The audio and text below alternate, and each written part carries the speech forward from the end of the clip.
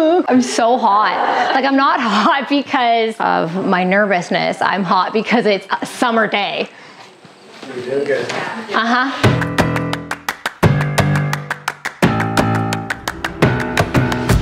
As I'm sure all of you have adapted to the new normal, so have we here at Napoleon.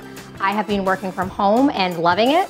However, it's quite nice to be out and get out of the house and see some familiar faces. We're here today. I might as well talk to you about the do's and don'ts of grilling in the winter. Do preheat your grill and be patient with it. It's going to take longer to preheat because it is cold outside. If you're planning on eating at 6 o'clock, maybe preheat your grill at 5:30, depending on what you're cooking. Do have an extra propane tank. For all you propane users, have an extra propane tank available during winter grilling because you will go through your propane faster, simply because it will take longer to preheat your grill.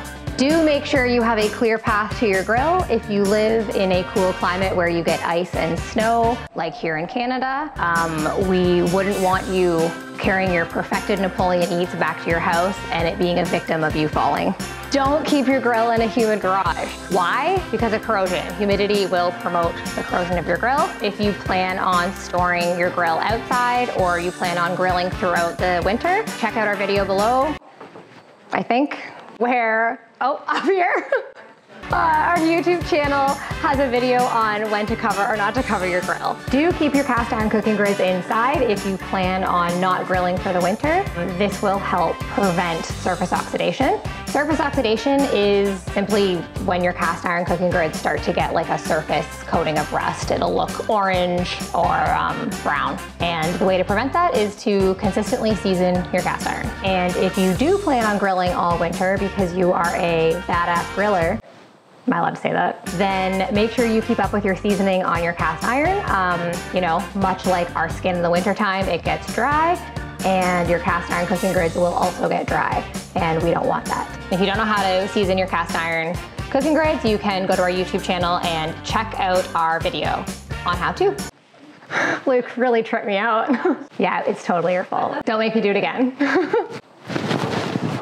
So if you're storing your grill for winter, do make sure you clean it thoroughly before putting it away for hibernation. Why? Because this is a great place for mice to live and other critters, and it will make your grill waking up in the spring a lot easier clean, essentially. No one likes mouse poo in their grill. Right, Bree? The reason why you don't want to store your grill that has not been thoroughly cleaned for the winter is the same reason why you wouldn't cook bacon in a frying pan and then put it away without cleaning it. It's just gross, so don't do it. Right, Bree? Do make sure you have a well-lit grilling area. If you don't have built-in grill lights, we have a grill light accessory. Thanks, Bree. It looks like this, and you can attach it to your it's a handle for your lid.